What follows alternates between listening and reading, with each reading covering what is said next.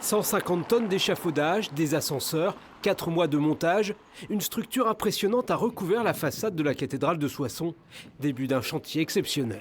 C'est pas tous les jours qu'on restaure la rose d'une cathédrale. Ici, c'est une rose qui approche les 9 mètres de diamètre.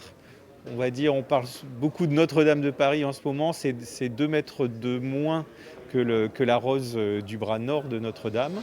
À une vingtaine de mètres du sol, voici tout ce qu'il reste du pourtour de la rose détruite en 2017.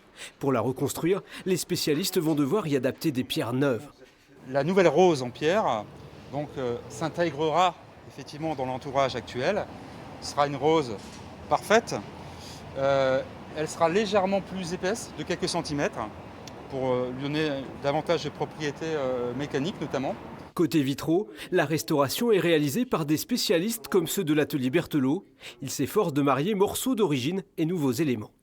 On va essayer de repérer les pièces qu'on va découper ou celles qu'on va devoir agrandir pour entrer dans le cadre de la nouvelle rose en pierre. Pour moi, à la base, c'est un changement de pierre. Si on change, c'est jusque là. Ouais, c'est ça. Sur site, les questions à trancher sont encore nombreuses, mais l'objectif est clair, rendre à la cathédrale son apparence précédente.